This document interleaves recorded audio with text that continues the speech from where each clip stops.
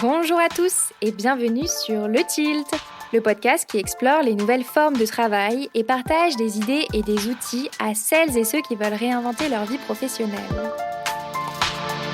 Je suis Léa Audrin, coach et formatrice en transition de carrière, et mon but est de vous aider à déclencher votre tilt et naviguer entre les différentes phases de votre vie pro pour vous y épanouir pleinement. Un tilt, c'est une prise de conscience, un déclic grâce auquel un nouveau monde des possibles professionnels s'ouvre. Je vous partage des épisodes solo ou des interviews, au sein desquels je décortique des sujets autour de 3 thématiques clés: la transition professionnelle, la carrière et le futur du travail. Vous pouvez également me suivre sur Instagram, @le.tilt, sur LinkedIn et bien sûr rejoindre ma newsletter pour accéder à davantage de contenu concret, pour impulser du changement dans votre vie pro et découvrir mes offres d'accompagnement. Pour ce faire, cliquez sur le lien en description de l'épisode. Je vous laisse avec ma conversation du jour. Bonne écoute! En cette période si singulière et exaltante de Jeux Olympiques en France, je vous propose aujourd'hui de découvrir ma conversation avec Sylvie Bernier, la première médaillée d'or canadienne en plongeon. Elle est aussi la première québécoise à avoir remporté une médaille d'or olympique, tous sports confondus. C'était le 6 août 1984 à Los Angeles, il y a tout pile 40 ans. Je suis allée au Québec rencontrer Sylvie. À mon micro, elle partage les problèmes de santé qu'elle a rencontrés étant enfant et la force qu'elle en a tirée pour se dépasser et guérir. Elle revient sur son parcours de sportif de haut niveau, marqué par la discipline, les rencontres et l'intuition. Un jour, lors d'un entraînement, une mystérieuse spectatrice lui conseille un livre. Cet ouvrage va profondément bouleverser sa vie et contribuer à sa victoire. Les Jeux Olympiques de 1984, c'est son chant du cygne. Mais que fait-on de sa carrière lorsque l'on prend sa retraite sportive à tout juste 20 ans ? Commence alors pour Sylvie une transformation profonde. Elle passe de l'anonymat à personnalité publique. Elle devient mère de 3 enfants. Sa vie professionnelle devient atypique et riche en expériences variées. Animatrice télé, conférencière, travaille avec des ministères.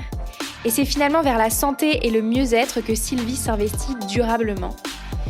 Ensemble, nous décortiquons les éléments clés pour une vie joyeuse et en santé, y compris au travail, l'alimentation, le mouvement, le lien, le sommeil, le repos.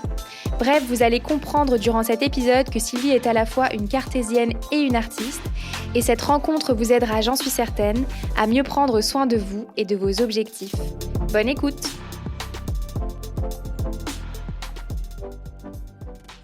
Bonjour Sylvie! Bonjour Léa. Bienvenue sur le Tilt. Bien, merci et bienvenue au Québec. Merci! Très heureuse de vous accueillir chez nous. C'est gentil! Et très heureuse pour moi de pouvoir partager, parler, communier avec les gens de l'Europe, de la France. Génial, on s'est organisé comme ça d'un continent à l'autre et ça y est, on se rencontre enfin. Je suis ravie vraiment de vous recevoir à mon micro. Sylvie, vous avez été médaillée d'or aux Jeux Olympiques de 84 en plongeon à Los Angeles. Et aujourd'hui, vous avez une activité professionnelle qui est dans le prolongement de ce que vous avez pu faire dans votre ancienne carrière de sportive. Alors bien évidemment, on va parler de tout ça, mais ensemble, on va aussi parler d'habitudes saines qui permettent de travailler avec joie et performance dans la durée. Donc, on va aborder tous ces sujets-là, mais avant de rentrer dans le vif du sujet, est-ce que vous pouvez me dire, Sylvie, qui vous êtes sans parler justement de votre travail ? Alors, c'est une grande question. Je suis une personne joyeuse, heureuse, énergique, de plus en plus libre et légère, à 60 ans. Et je suis maman de 3 grandes filles, femmes, tout près de la trentaine, les 3. Donc, mamie 2 fois. C'est le grand bonheur de ma vie. Mariée depuis déjà près de 35 ans. Ça va tellement vite. Et donc, heureuse dans ma vie. Heureuse d'être où je suis. À la fois consciente que toutes les expériences vécues m'ont amenée là où je suis aujourd'hui. Et consciente du privilège que j'ai de vieillir en santé et de pouvoir collaborer de multiples façons à éveiller les gens, qu'on soit tous conscients de la chance qu'on a d'avoir une santé et de la maintenir le plus longtemps possible. Alors justement, est-ce que vous pouvez nous en dire plus sur votre carrière de sportive? Comment est-ce que ça a commencé pour arriver jusqu'aux Jeux olympiques, médaille d'or? Ça a commencé à l'âge de 7 ans parce que j'étais une enfant avec des défis de santé. Donc, et c'est important que je le mentionne parce que ça a eu un impact sur, encore aujourd'hui, toute ma vie. Et donc, à 7 ans, asthmatique, sévère, allergique à peu près à tout. Et à l'époque, on assoyait les enfants sur un banc pendant le cours d'éducation physique lorsqu'on était asthmatique, de peur que ça déclenche une crise d'asthme. Et donc, et moi, une enfant énergique qui aimait bouger, je me suis retrouvée sur le banc à attendre que le cours d'éducation physique se termine. Mais heureusement, il y avait les récréations. Donc, pendant les récréations, je sautais à l'élastique, je sautais à la corde à danser. J'étais une enfant qui jouait au ballon prisonnier. C'était un jeu de ballon dans la cour. Et à cause des crises d'asthme, je me suis retrouvée à l'hôpital régulièrement. Et donc, tellement une grande chance que j'appelle une synchronicité aujourd'hui. Mon médecin traitant, pneumologue, qui était collègue de travail à mon papa, qui était aussi médecin, a dit à mes parents, Sylvie, elle est asthmatique, mais contrairement à ce que l'on fait, les asseoir sur un banc, lui, il faisait de la recherche. Et il se disait, complètement un paradigme différent, et il se disait, et si on faisait bouger les enfants? Et si on réfléchissait à améliorer leur cardiovasculaire, leur capacité pulmonaire, pour améliorer leur santé de façon générale? Et donc, je suis rentrée dans sa cohorte. Et pour cela, il a dit à mes parents, je souhaite qu'elle bouge tous les jours. Et donc, on m'a inscrit dans un cours de natation. Et là, je nageais, mais je regardais toujours au bout de la piscine. Et là, je voyais les plongeurs qui sautaient dans le trampoline, qui s'élançaient du tremplin. Je les voyais rentrer à l'eau. Je trouvais ça fascinant de les voir faire des sauts périlleux, des vrilles. Et un soir, mes parents sont arrivés et j'étais de l'autre côté de la piscine. Et donc, mon amour pour le plongeon et ma passion pour ce sport a commencé cette journée-là, à l'âge de 7 ans. Et je dirais que les 4 premières années, c'était du jeu, juste du plaisir. Beaucoup de gymnastique. C'était vraiment dans le plaisir, dans le jeu. Et ensuite, j'ai changé de piscine. On avait découvert ou vu un talent en moi, un don, des grandes capacités physiques et mentales aussi, et émotives, parce que c'est un sport qui parfois fait peur, pas juste parfois, qui est Oui, souvent. Je confirme. Et moi, j'avais comme cette... non seulement l'agilité dans les airs, mais j'avais un désir de toujours m'améliorer, une curiosité.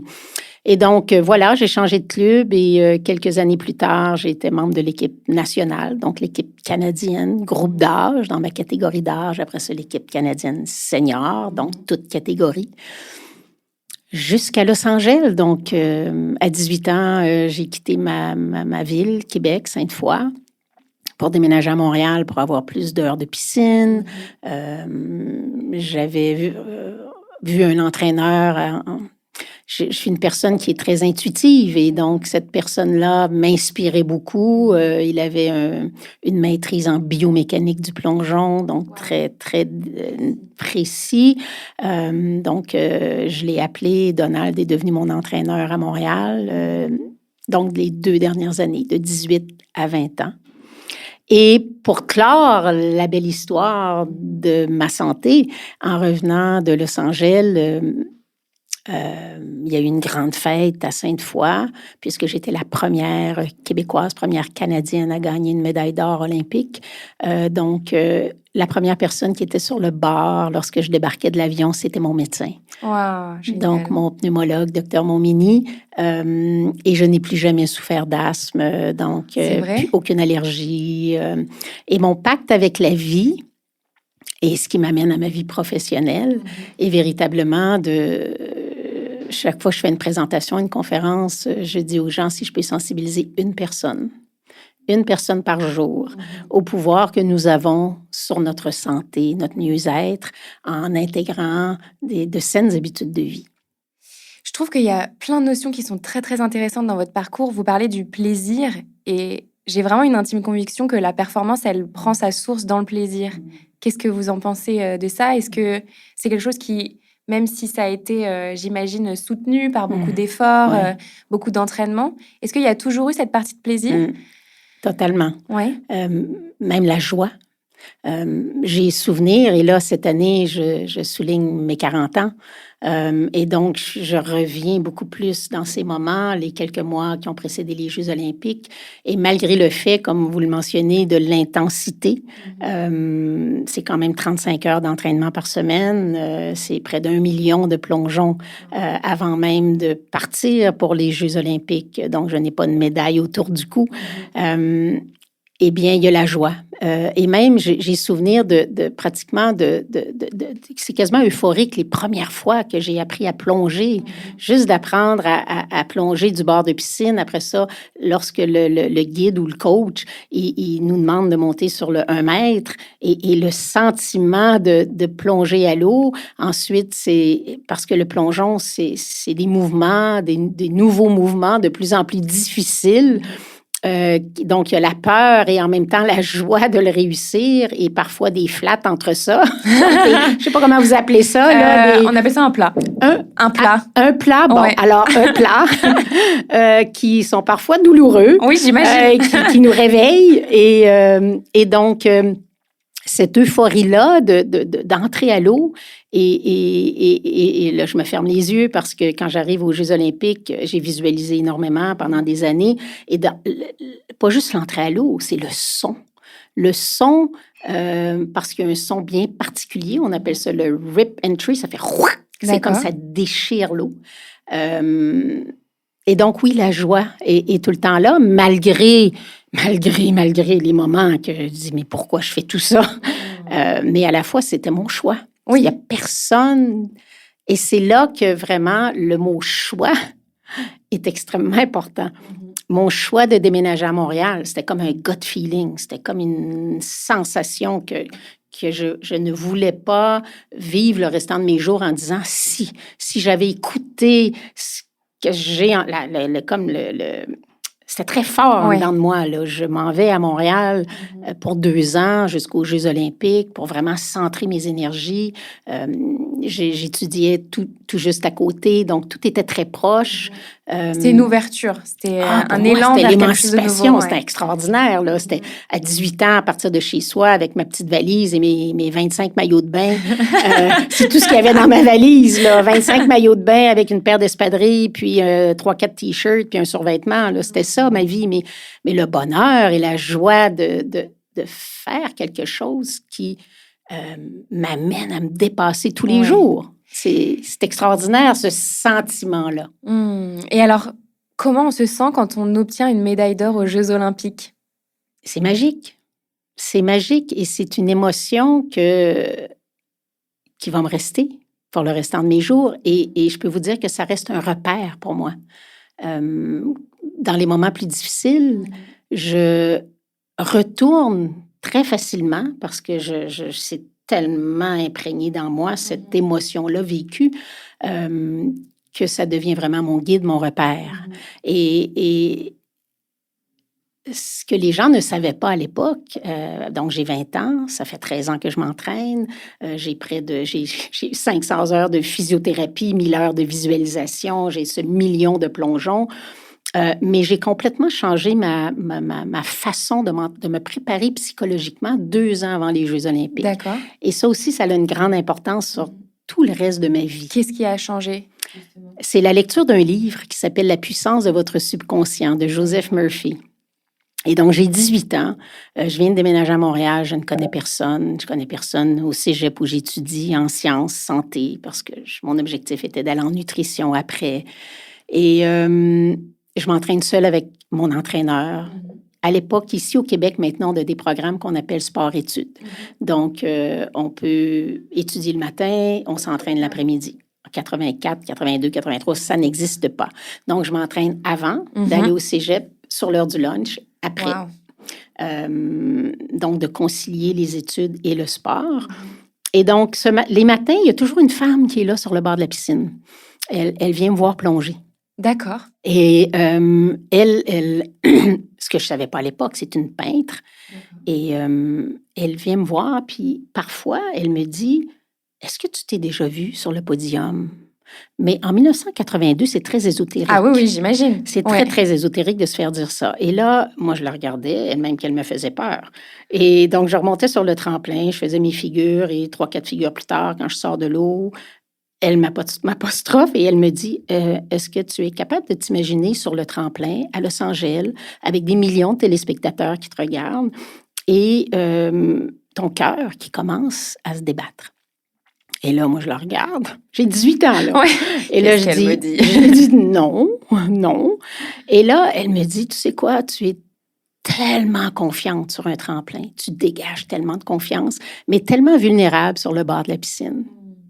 Et là, elle me dit, je crois que tu devrais lire le livre, La puissance de votre subconscient. Elle dit, c'est incroyable, hein? C'est une rencontre clé, finalement. Clé. Et donc, j'en ai des frissons. Oui, je comprends. Et donc, j'ai pris le métro et je suis partie dans une bibliothèque ésotérique me chercher ce livre-là. Pourquoi? Encore une fois, c'est comme une impression, une intuition. C'est comme quelque chose de très fort.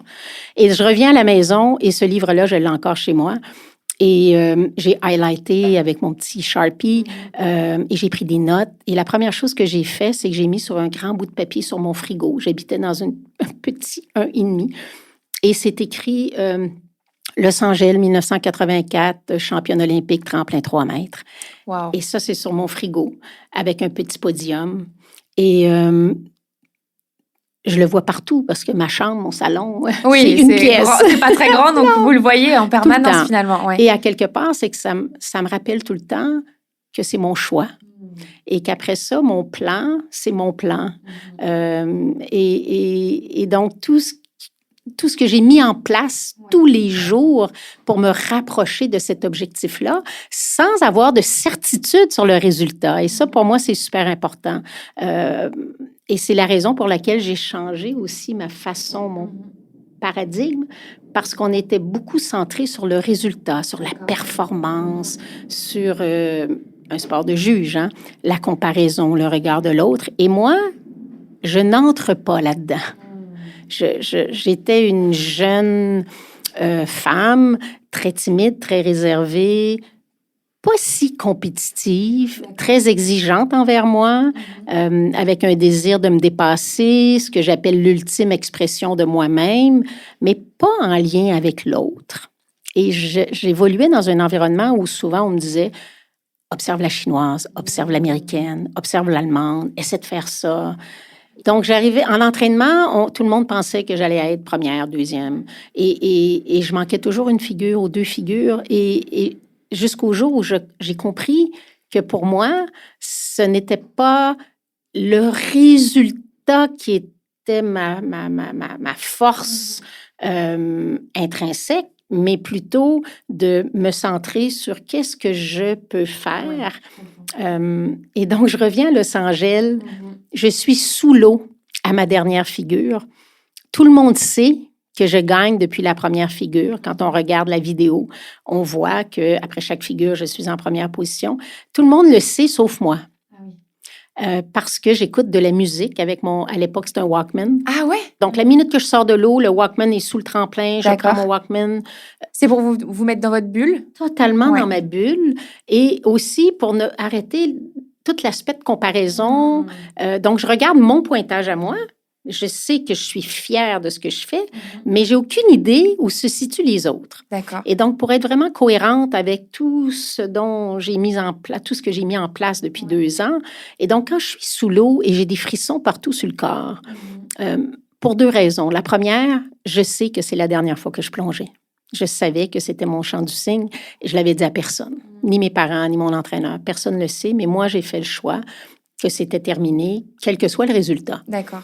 Et la deuxième raison pour laquelle j'ai tant d'émotions sous l'eau, je suis juste heureuse, satisfaite, fière d'être véritablement allée au bout de ce que je crois, je ressens que je peux donner.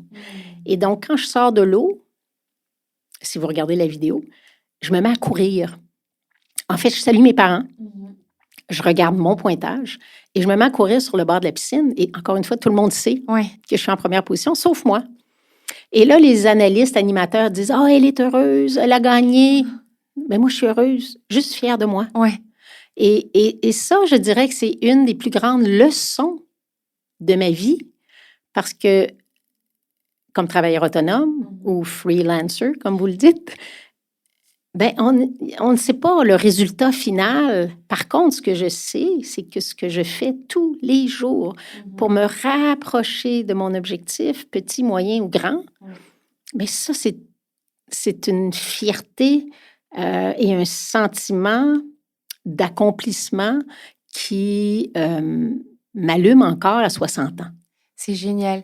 Et je retiens quand même dans votre parcours qu'il y a des notions qui sont clés, l'intuition, les rencontres, la notion de choix, qui est quand même très présente, et puis la visualisation. Alors, nos auditeurs et nos auditrices n'entendront pas, mais vous fermez les yeux, on voit que vous sentez, que vous ressentez, que vous visualisez quand vous parlez justement de votre parcours, et c'est très beau. Alors, vous parliez de votre chant du cygne. Oui.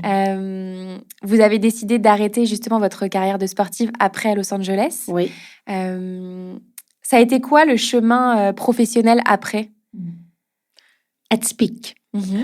Donc, après Los Angeles, à l'âge de 20 ans, je suis redéménagée chez mes parents avec mes 25 maillots de bain. Et donc, je suis retournée dans le sous-sol chez mes parents, mais ça n'a duré que quelques semaines, puisque, évidemment, il y a eu beaucoup de changements dans ma vie. Je suis passée de plongeuse à personnalité publique. Et on se retrouve il y a 40 ans, il n'y a pas d'ordinateur, il n'y a pas de téléphone cellulaire, il n'y a rien. Donc, moi, j'ai aucune idée que le Québec en entier me connaît. Aucune. Il n'y a pas de médias sociaux à l'époque, là. Et donc, c'est encore les téléphones sur le mur avec des boudins, là, si vous l'imaginez. Ouais. Là.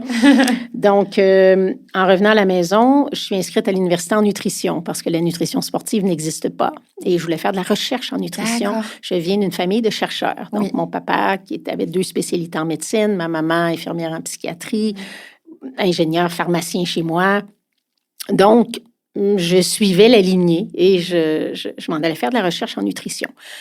Mais là, je suis invitée partout, je fais le tour du pays quelquefois, et c'est quand même euphorique tout ce qui se passe, là. C'est juste de la joie, du bonheur. Et à la fois, c'est comme si je perds un peu la maîtrise de ma vie. Pendant des années, je suis très centrée sur mes choix, j'organise mon horaire.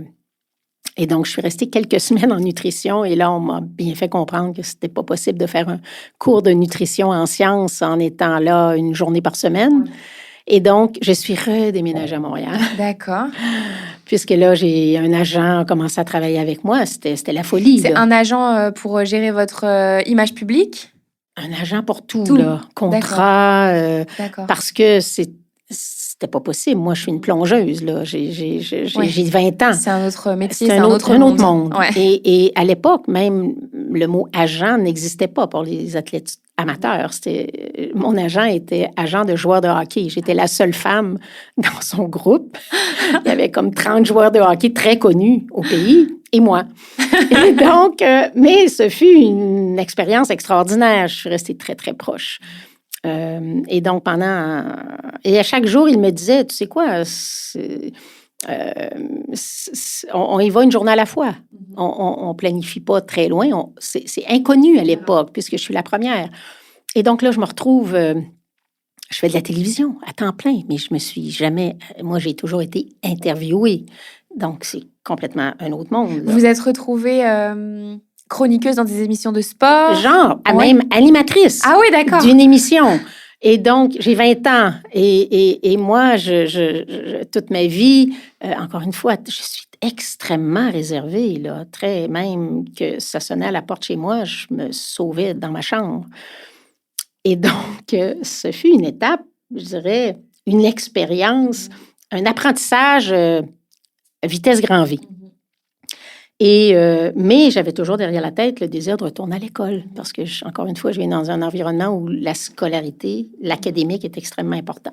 Finalement, je suis retournée à l'UQAM où vous avez étudié. Tout à fait. Oui, donc j'ai fait un bac par cumul, D'accord. donc en administration, finance et marketing, qui est vraiment pas le domaine qui m'attirait à l'époque. Et là, j'ai eu des contrats de la télévision, des contrats de marketing. À l'époque, même le mot commandite n'existait pas, là. Tout a commencé après 84. Et donc, j'ai eu mes 3 enfants dans ces années-là, 3 enfants en moins de 4 ans, et je m'amusais à dire que ça, c'est une discipline olympique, d'avoir des enfants aussi rapidement. Et donc, j'ai continué à être travailleur autonome, qu'on appelle ici, pendant toutes ces années. J'ai fait pendant 20 ans de la télévision 2 fois par semaine, chroniqueuse, santé, mieux-être. Et mon champ d'intérêt a toujours été la santé. Là, je dirais que le fil conducteur de ma vie, qui a commencé à 7 ans avec mes difficultés, mes défis comme asthmatique. Donc, la santé et le mieux-être, ça a toujours été ça. Et à 48 ans, j'ai fait le choix véritablement de retourner à l'université, faire une maîtrise en gestion, mais cette fois-ci, dans mes premiers amours, la santé. La santé et le mieux-être. Donc, c'est le département de médecine avec le département de management qui s'est fusionné pour créer un programme en prévention, promotion de la santé. Et j'ai fait ça pendant 2 ans à l'âge de 48 ans. Génial. Alors, ce qui est intéressant, c'est que vous disiez que votre famille, elle était plutôt dans les sphères médecine, pharmacie, ingénierie, donc plutôt des métiers cartésiens, scientifiques. Et finalement, vous y êtes quand même aussi, mais d'une manière différente, finalement. Oui, c'est une très bonne analyse que j'ai vraiment les deux. Donc, j'ai le côté qui est quand même cartésien, qui est très présent de par le conditionnement familial. Hein. J'ai grandi dans cet environnement-là. Et à la fois, ben, je suis une artiste qui a besoin de créer. Et le sport, je crois que j'ai choisi mon sport inconsciemment, qui est un sport qui allie très bien les deux. Donc, c'est un sport, encore une fois, où il y a comme il y a le doute, il y a la peur, et à la fois, il y a tout l'aspect créatif, parce qu'on est tous différents lorsqu'on est sur un tremplin, lorsqu'on s'élance, lorsqu'on fait nos mouvements, l'entrée à l'eau. Donc, j'avais toute cette... ça m'a permis véritablement, je dirais, de me connaître et de reconnaître mes dons, mes qualités, mes forces, mon essence, ma couleur. Tout ça, d'après moi, inconsciemment. Mais un jour, c'est revenu très consciemment dans ma vie. D'accord. Et donc, aujourd'hui, c'est pas toujours un parcours bien droit. Hein? Ça peut être très sinueux.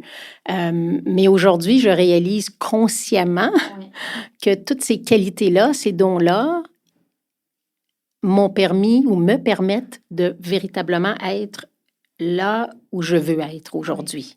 Mais donc, tout mon parcours, malgré le fait que lorsque je me suis retrouvée sur une chaise à animer une émission ou à faire des chroniques, c'était, selon moi, à l'époque, contre nature.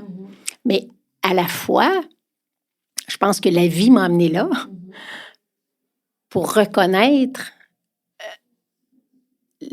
les qualités que je peux avoir dans la communication, qui n'étaient vraiment pas... c'était pas nécessairement reconnu dans ma famille parce que c'est des scientifiques, c'est des chercheurs beaucoup plus réservés, beaucoup plus intérieurs. Et donc, le plongeon m'a comme forcé à être en avant par le fait que j'ai gagné. Oui. Qui vous a amené à développer finalement ces qualités que vous aviez aussi quelque part en vous. Elles étaient là. Ouais. C'est juste que je ne les connaissais pas. Au contraire, que j'essayais de m'éloigner de ça parce que c'était pas reconnu chez moi, c'était pas valorisé, mais c'est pas de la faute de mes parents parce que... Et donc, c'était à moi à aller chercher en dedans de moi pour les connaître et les reconnaître et d'utiliser ça. Fait que je dirais que toutes les expériences de ma vie,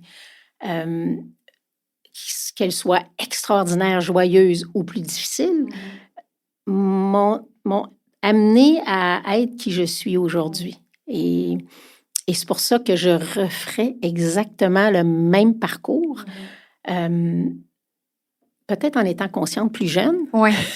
Alors, vous disiez tout à l'heure que justement, il y avait eu ce moment de prise de conscience. Est-ce qu'il y a eu un élément déclencheur, un tilt qui vous a fait comprendre quel était votre puzzle à vous? Ben, mon papa, un jour, m'a dit, parce qu'après Los Angeles, il y a eu des moments où je me cherchais, hein, c'est sûr, parce que là, j'ai des contrats. De l'extérieur, c'est extraordinaire, mais il y a comme une recherche intérieure qui est très présente. Autant je me sentais tellement puissante et forte sur un tremplin que du jour au lendemain, on vit exactement les mêmes symptômes qu'une retraite. Mais une retraite à 20 ans... C'est une retraite. Et une retraite, oui. C'est un pan de vie. C'est une vraie retraite. Et j'ai beau dire qu'à 20 ans, c'est une première retraite et j'ai une carrière extraordinaire qui est déjà terminée. On vit des émotions et des sensations qui ne sont pas faciles. C'est comme ce que normalement un adolescent vit de recherche de soi, de recherche d'identité. Mais moi, je l'ai vécu dans la vingtaine. Avec 3 enfants, avec le travail et étant une personnalité publique. Et donc, mon papa m'a dit un jour, il dit, tu sais quoi? Il dit, tu t'es rendu sur la plus haute marche du podium grâce à la collaboration et l'équipe avec un entraîneur, le coaching. Il dit, dans la vie, c'est toujours bien de pouvoir se référer à des gens dans quelque domaine que ce soit. Et pour moi, ça a été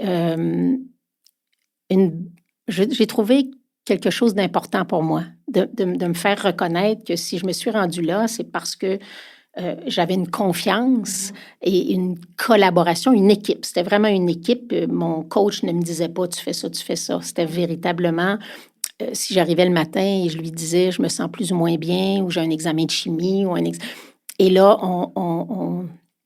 on adaptait la séance d'entraînement en fonction de comment je me sentais.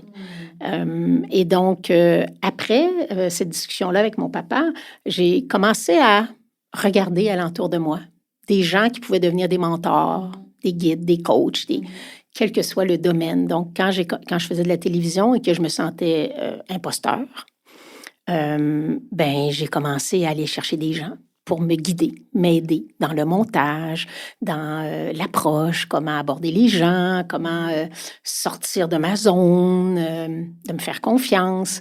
Et donc, j'ai fait la même chose dans plein de domaines. Donc, pour revenir à votre question de c'est venu quand le tilt, c'est venu graduellement, dépendamment des domaines dans lesquels j'étais. Et je suis encore comme ça. Moi, je suis curieuse et j'aime être coachée. Je prends mes décisions, je fais mes choix, mais j'aime pouvoir discuter avec les gens et dire « Qu'est-ce que tu en penses? Ça fait 40 ans que tu es dans ce domaine-là. J'aimerais bien sonder ton expérience, ton avis. » Oui, exactement. Alors, vous précédez presque ma dernière question du tilt, qui est ma question signature, donc on en reparlera tout à l'heure, justement, parce que je suis d'accord avec vous qu'en général, les gens qui nous entourent, ce sont les gens de qui on grandit aussi. Donc, on y reviendra tout à l'heure en fin de discussion. Tout ce chemin, ça vous a permis d'acquérir des connaissances dans la nutrition, dans la santé, dans le bien-être. Comment est-ce que vous les diffusez aujourd'hui? J'essaie véritablement d'être un cordonnier bien chaussé. Donc, si je me suis rendue où je me suis rendue dans le sport, c'est véritablement grâce à un mode de vie. À l'époque, il n'y a pas de nutritionniste, donc j'ai développé au fil des ans, mais je dirais le fait que je préside 2 tables au Québec, une sur le mode de vie physiquement actif, une sur la saine alimentation, donc sous l'égide des habitudes de vie qui favorisent la santé. Eh bien, lorsque je suis en conférence ou lorsque je préside les tables, évidemment, l'objectif, c'est, encore une fois, de redonner le pouvoir aux gens. Et les aliments, lorsque je parle d'alimentation, juste de prendre conscience que ce que nous mangeons et buvons a un impact direct avec la qualité du fonctionnement de notre véhicule. Donc, je compare souvent notre corps à une voiture. Et donc, le carburant, c'est un lien direct. Et souvent, on est en déni face à ça. Et on le sait que, bon, c'est pas juste une question qu'on appelle facteur individuel, c'est les environnements qui nous entourent conditionnent nos choix. Donc, si on vit dans un environnement où, par exemple, il y a beaucoup d'inégalités sociales, nous vivons dans un désert alimentaire, il n'y a pas de possibilité de se déplacer parce qu'il n'y a pas de transport actif collectif, eh bien, c'est très difficile de bien se nourrir.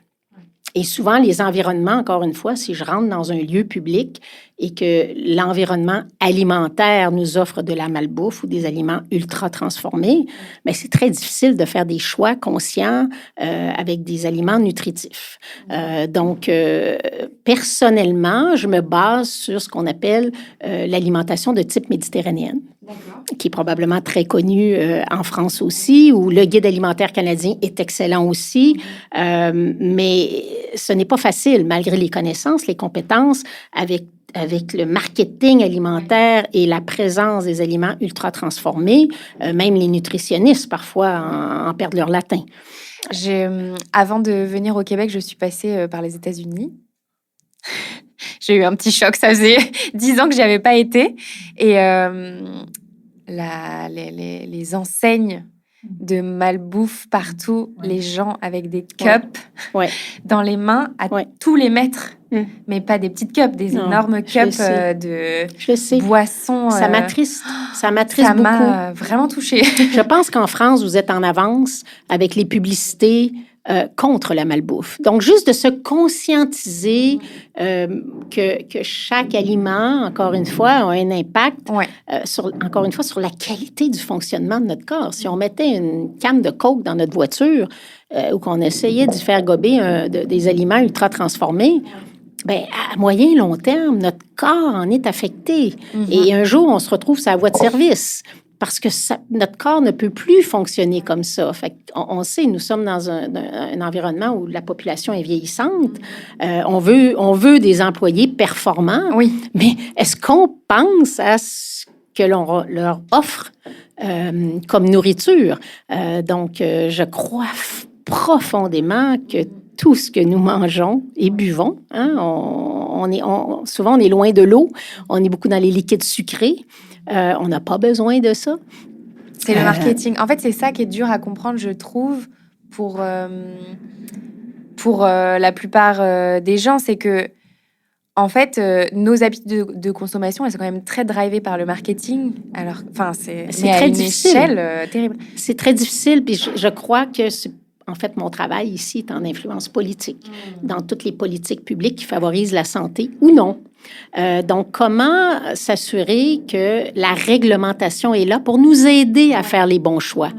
On ne veut pas dire aux gens quoi faire ou quoi manger, mais en même temps, un peu comme la cigarette, on ne serait pas arrivé à diminuer le nombre de fumeurs si on n'avait pas réglementé.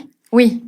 Donc, ça prend de la réglementation, comme on le fait dans plusieurs pays avec la taxation sur les boissons sucrées énergisantes, pour envoyer un message clair que ces aliments-là nuisent à notre santé et c'est coûteux. Les coûts de santé sont énormes. Et justement, c'est quoi les coûts de santé, du coup, d'une mauvaise alimentation sur le moyen-long terme? Mais c'est énorme. Mais au-delà des coûts de santé, ici au Québec, on parle de près de 53-54% de notre budget qui va à la maladie. Mais c'est pas mal comme ça dans tous les pays industrialisés. Et donc, la maladie qui est générée par notre mode de vie, entre autres, l'alimentation, c'est énorme. Et au-delà des coûts de santé, les coûts sociaux, de se retrouver à 30 ans, à 35 ans, avec une maladie chronique, comme le diabète, l'hypertension, maladie cardiovasculaire. On est parents à 35-40 ans, absentéisme.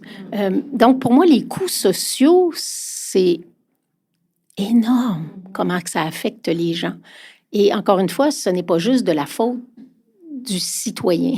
Non, C'est un système. Ouais. c'est tout un système. Donc, c'est un problème de société et on devra trouver des solutions ensemble. Et souvent, c'est par des politiques publiques. Parce que sans ça, on n'y arrivera jamais. Ouais. Et alors vous, c'est quoi votre rôle justement dans ces réflexions-là? Comment est-ce que vous essayez de réfléchir, vous investir dans ces questions? Bien, grâce à ces 2 tables, nous sommes quand même une quarantaine sur chacune des tables, dont plusieurs ministères.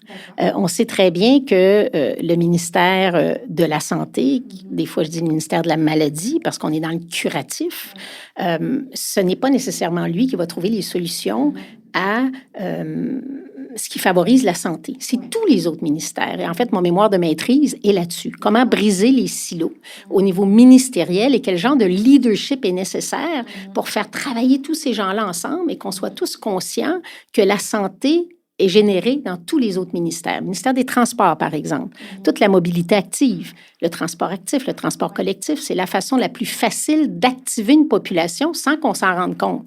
Mais pour ça, il faut que ce soit agréable, il faut que ce soit facile, moins coûteux, pour que les gens adoptent ce mode de transport-là.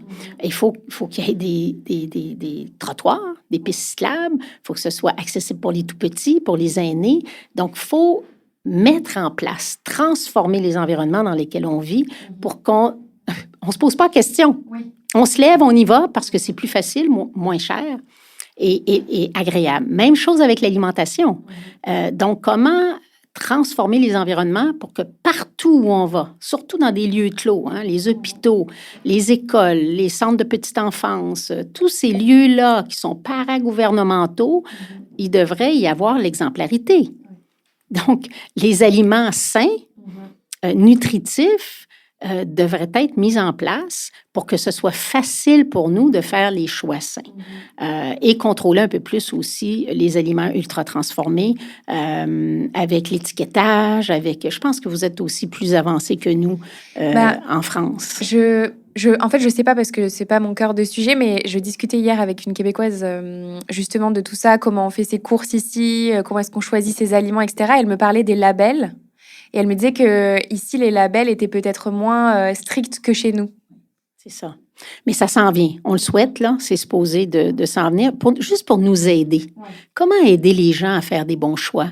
Et en entreprise, comment conscientiser nos décideurs que la santé et le mieux-être devraient être au cœur de la base de la vie de travail. Parce qu'un employé qui n'est pas bien physiquement, mentalement, émotivement ou énergétiquement, parce qu'il nourrit mal son véhicule, puis parce qu'il est en mode sédentaire, ça c'est un autre problème. Oui, on va en parler. Nous sommes assis 9 heures par jour. Oui.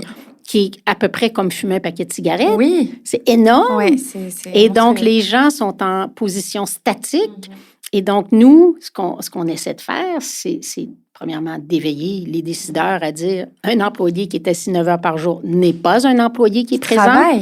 Il n'est pas là. Ouais. Il n'est plus là. Au bout de 50 minutes, il n'est plus là. Donc, juste de se lever 1, 2, 3 minutes et de s'activer n'importe comment, là.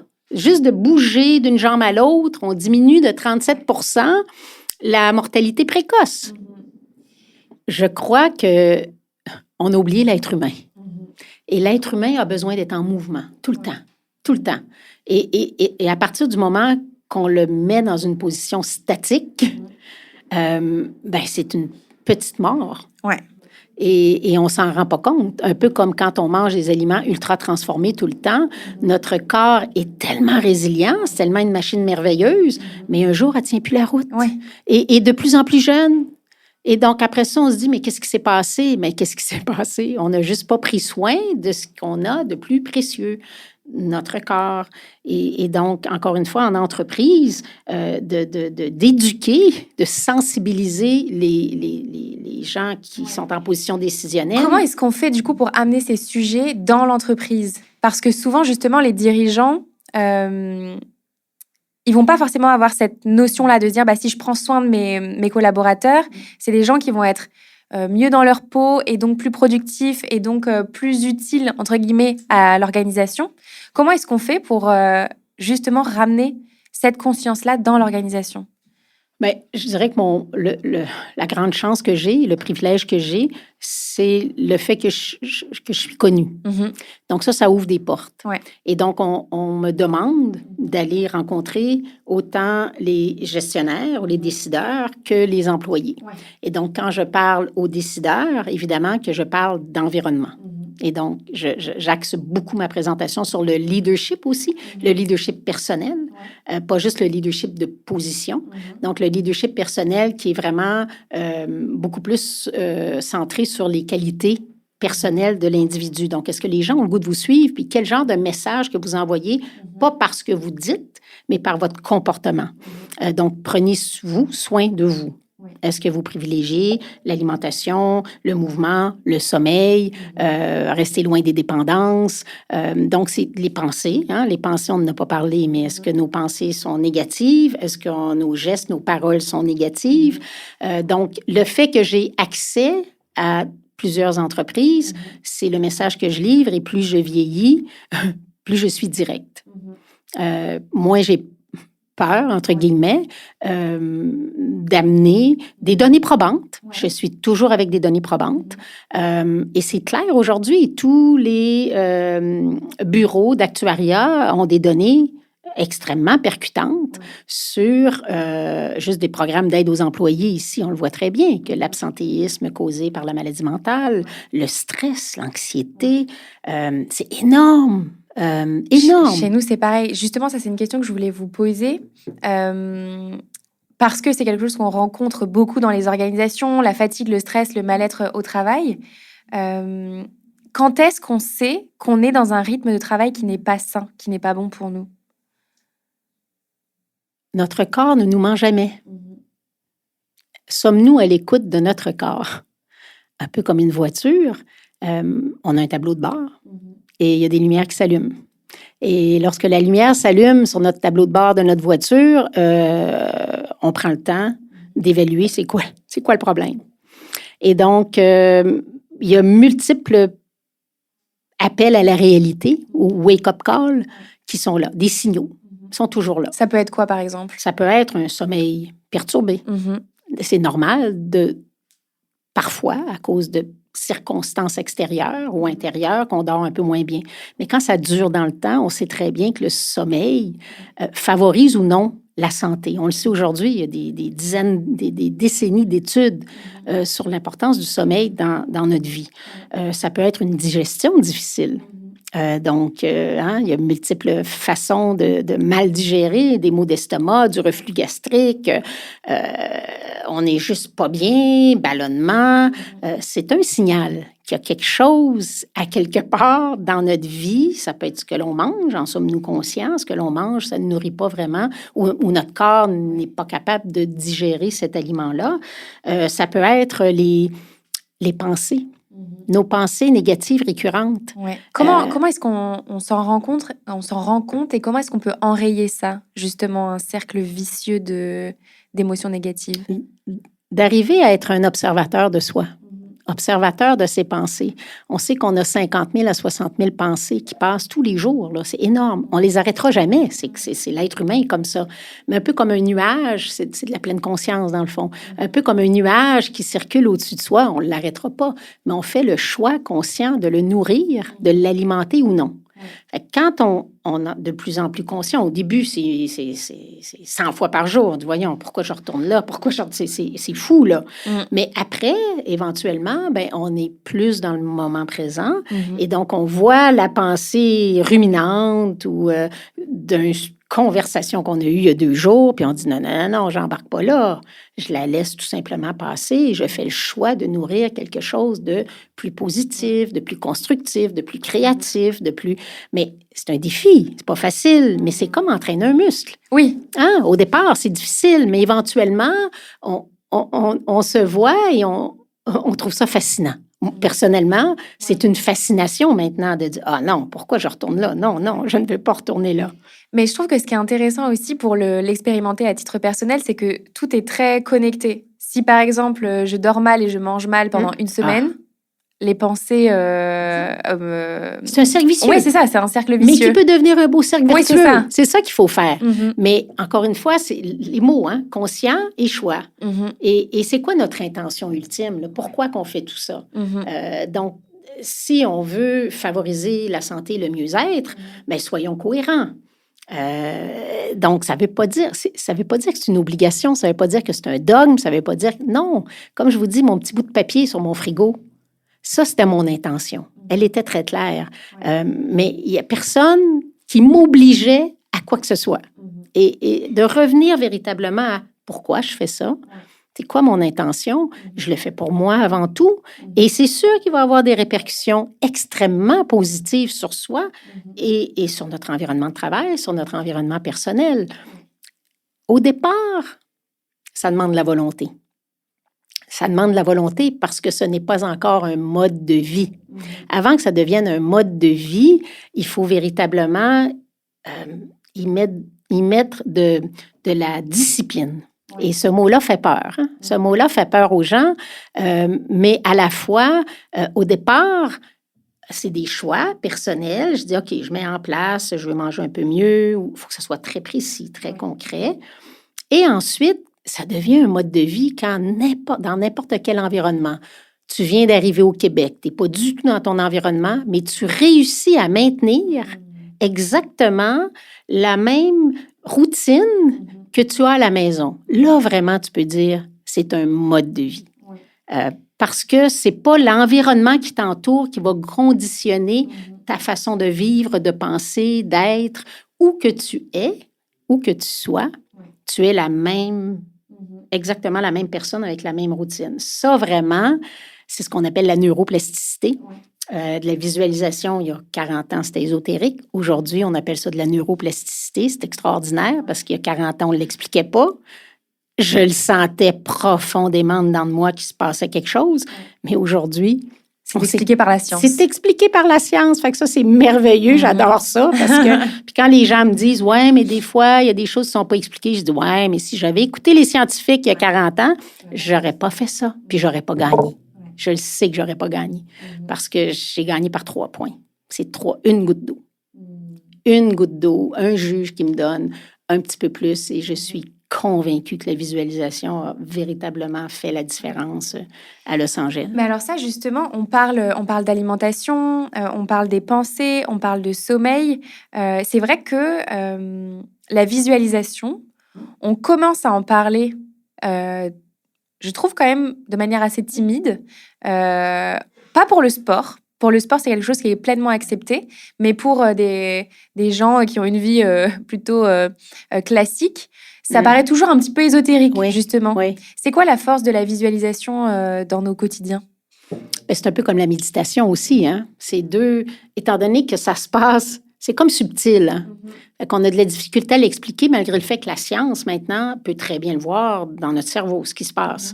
Eh bien, la visualisation, on peut l'utiliser de multiples façons. Moi, je dis que c'est un outil qu'on ajoute à une intention bien précise. D'accord. Donc, mon intention était Los Angeles. Aujourd'hui, mon intention peut être d'acquérir une nouvelle langue, peut être d'apprendre un nouveau logiciel.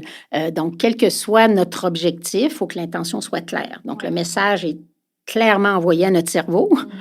Et ensuite, on visualise. Dans mon cas, techniquement, je pouvais visualiser que une fois que j'allais sortir à ma dernière figure, tous les gestes avaient été visualisés des centaines et des milliers de fois. Je savais exactement de quel côté de la piscine j'allais descendre pour aller sur le podium parce que j'étais allée à Los Angeles 1 an avant pour rencontrer les gens du protocole. Je savais où allait être le podium. Je savais quelle musique on allait utiliser. Je savais quelles fleurs on allait nous remettre. Et donc, j'ai visualisé ça des centaines et des centaines et des centaines de fois, toute seule, dans mon petit appartement, assise à terre sur un petit coussin. Et c'était tellement puissant parce que la visualisation, c'est tous ses sens. C'est pas juste une vidéo. C'est véritablement tous nos sens. Je sentais le chlore, j'entendais la foule, je voyais tout. Et ce qui fait que lorsque je visualisais ce moment-là, je pleurais à tout coup, tellement que c'était puissant. je peux aussi pu visualiser chacune de mes figures. Et donc, je faisais mes figures musculairement, même si j'étais assise, chacune de mes figures, et je pouvais revenir en arrière pour la corriger.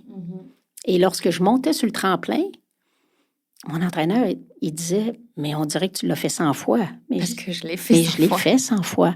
Je l'ai fait 100 fois dans mon corps, dans ma tête, dans mes émotions, dans mes sensations, Mais à l'époque... En fait, c'est d'une puissance telle que c'est presque dur à croire, en fait, pour une croyance collective, en fait. Mais si je ne l'avais pas vécu...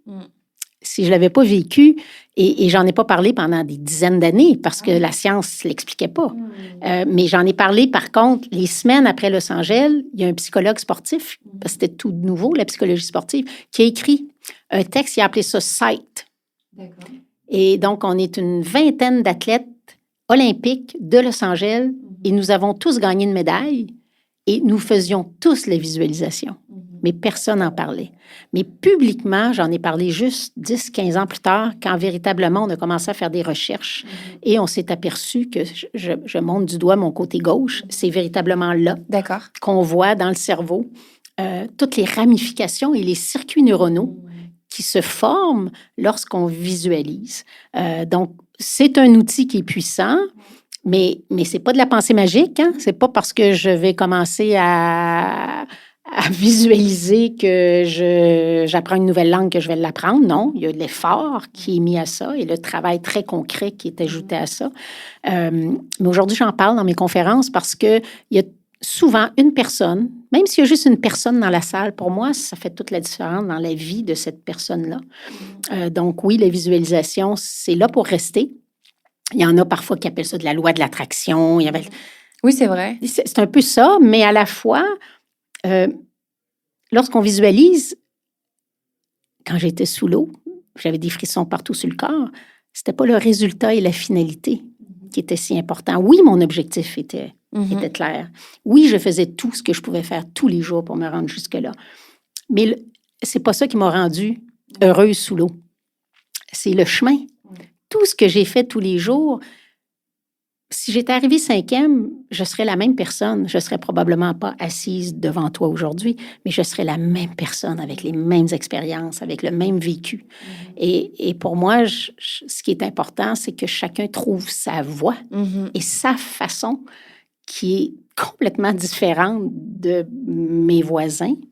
Et le jour que véritablement on trouve, en fonction de nos qualités, de notre essence, notre couleur, ben il n'y en a pas de limite. Il n'y a plus de limite dans la vie. Aucune limite. C'est juste, c'est toi avec toi. Et pour moi, ça, c'est fascinant. Ouais.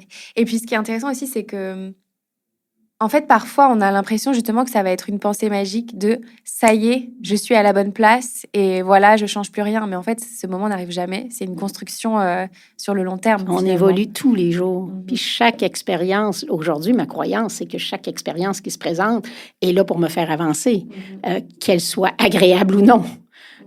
J'observe, puis je dis, OK, qu'est-ce que j'ai à apprendre de tout ça? Et c'est pour ça que je dis que malgré les défis, les peines, pas toujours évident, comme tout le monde, mais je sais que j'ai appris de chacune de ces expériences-là. Et aujourd'hui, à l'âge que j'ai, je continue à avoir cette approche-là puisqu'elle m'a permis d'être où je suis aujourd'hui. Et si vous voulez aussi, on peut revenir sur les fameux signaux. Oui. Il y en a un autre qu'on peut appeler les plaisirs éphémères.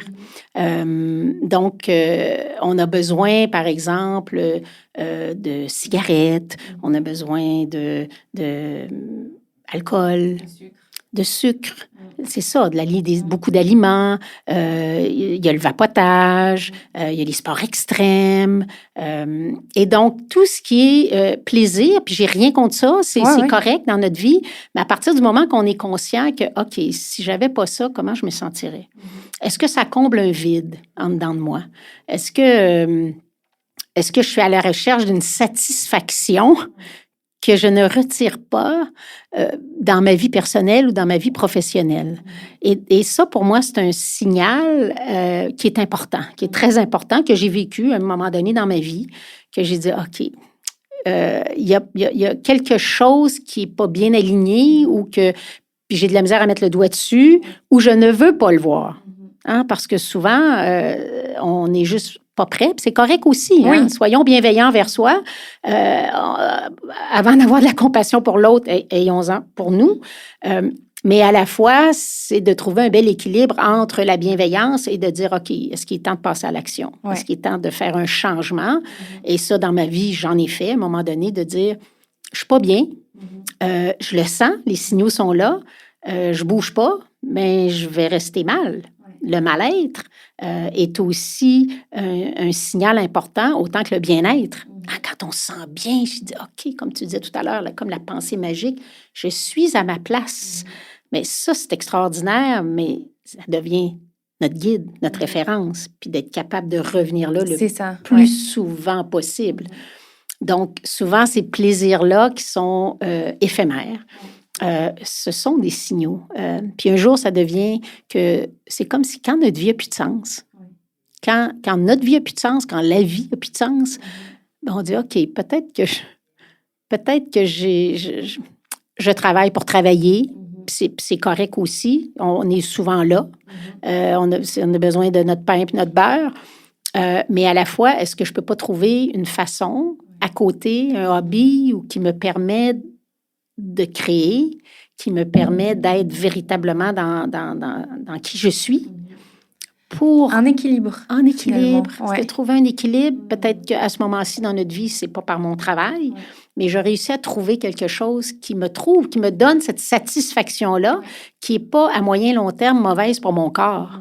Ouais. Parce que les satisfactions, parfois, ou les dépendances, si elles sont mauvaises à moyen long terme, ben un jour, notre voiture... Elle va s'arrêter. Elle va s'arrêter, puis c'est pas ça qu'on veut. Alors, ce que je retiens de notre discussion, c'est l'intention, savoir où l'on va et ce qui nous porte, finalement. Et puis derrière, un plan d'action qui allie alimentation, sommeil, mouvement. Il y a un autre sujet dont je voulais parler avec vous, un sujet que j'adore, j'en parle tout le temps, les auditeurs du Tilt ne doivent plus en pouvoir. Mais c'est très important, c'est celui de la pause et du repos. Dans nos sociétés occidentales hyper productives, on parle d'accomplissement, d'ambition, de réalisation, de faire beaucoup de choses, de réaliser beaucoup de choses. Et ça peut amener à de la culpabilité, à se reposer.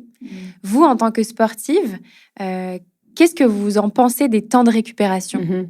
Mais extrêmement important.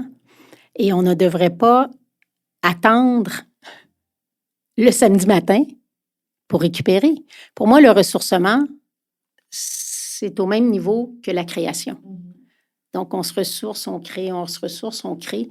Et je dirais que ça, c'est un bel héritage du sport.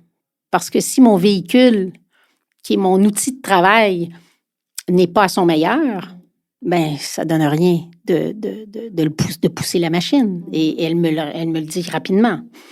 Et donc, de réussir à trouver l'équilibre, et le titre de ma conférence, c'est « Être et agir, un tremplin vers le mieux-être ». Donc, le mot « être », c'est le ressourcement, c'est ce que j'appelle l'inspiration, parce que dans une respiration, on inspire et on expire. Les deux sont aussi importants. Donc, l'inspiration, c'est le ressourcement, et c'est tout ce que l'on fait avec l'être. Et le agir, c'est notre créativité, c'est comment on se déploie dans la vie, c'est qu'est-ce qu'on fait, tout ça. Et un tremplin, c'est un propulseur extraordinaire. Mais à la fois, on peut manquer notre tremplin aussi si on n'est pas en équilibre puis on n'arrive pas au bon moment pour qu'il nous propulse. Donc, le tremplin, il nous propulse et c'est euphorique quand on est dans les airs en trouvant l'équilibre entre l'être et l'agir. Fait que votre question, elle est essentielle, de trouver l'équilibre entre les deux. Et il ne faut surtout pas attendre au week-end pour dire « je me ressource ». Puis qu'on arrive le lundi matin puis qu'on n'est pas ressourcé du tout. Donc, de réussir à trouver tout le temps, de prendre un 2-3 minutes de méditation ou de prendre un 2-3 minutes de respiration. C'est pas long. De respirer consciemment par le ventre ou d'être conscient de ses pensées, ça se fait, c'est gratuit, on fait ça n'importe où, n'importe quand.